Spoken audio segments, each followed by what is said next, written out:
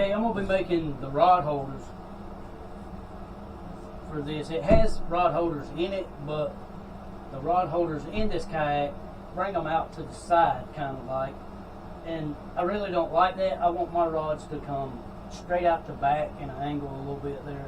And you can see I've got just a piece of 1-inch PVC to 1 1/4 across, and then a 1 1/4 T out here. And I just put a 1 1/4 to 1-inch reducer here. It's kind of temporary fitting this in here.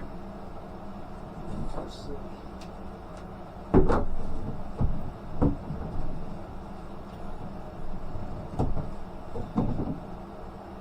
Something like that, and you can see this is just the rod holders that goes to my other kayak. I'll be replacing them. I'll make some more to match this kayak.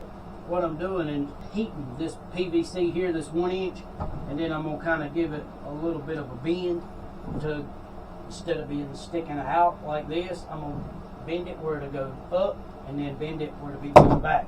So it'll be in an angle kind of like that, going out to the back of the kayak, and the rod's not hanging off to the side, so when you're casting you're not catching them, or when you're paddling you're not hitting.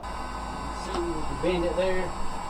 I'm going to try to drop it right, put that in there and kind of line these up the way I want it. Hold it and let it cool a little bit, don't it's going to spring right back, as you can see. Another little trick, you'll just take a rag and a little bit of water. Cool water, just wet your rag. Get it where you want it. Just put that cool water on it. It'll help cool it a little quicker and put it in the position that you want it. And if you cool it off too quick and don't get it in the spot you want it, just heat it back up. Okay, I've got my pieces that are going to slide down in here, this 1-inch PVC. I've got them in there, kind of temporary, but I've got them bent and shaped, both sides, kind of the angle I want and everything. So what we're going to do now is make our connections that goes from one side to the other. Now, I'm going to be putting this cross here, and I'm going to be connecting a T here, and I want just a little gap there for between the two, and I have a reason for that.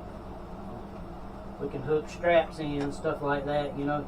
It gives a little area for it to catch and don't slide back and forth. But you can do yours however you want to. You can make it flush if you want to. But I'm going to leave just a little gap, and if you do that, it measures 1 1/4 inches. If you're measuring your PVC, it measures 1 1/4 inches to where this PVC will stop. So if you got 1 1/4 inches and 1 1/4 inches going into this piece, that's 2.5. And if you want about 1/4 inch or 1/2 inch or whatever you want to do there, you can add that to your measurements. So I'm going to say probably roughly about 3 inches. Let's cut a couple pieces 3 inches long. Now we've got a couple pieces 3 inches long. That's going to allow us to put these together, and we'll just kind of do, make sure you get them bottomed out. You'll see that'll leave you a little gap for your strap if you want a strap to hang in there or something, but this goes up to the rod. Okay.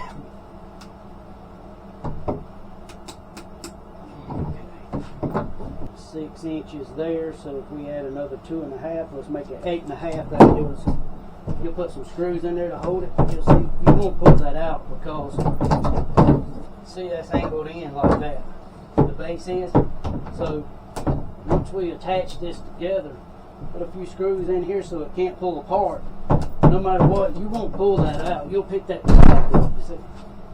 And it's simple. You can put a few screws in it without gluing it, and that way you can take it apart and take it out if you want to. And it'd be just as simple as doing that.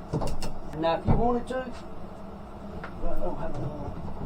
You could, if you wanted 4 or 5 rod holders in there, you could put them in there and do it just like that. You know, you could put another one in here, in here. It's yours. If you like Burger King, have it your way. Let's get these made.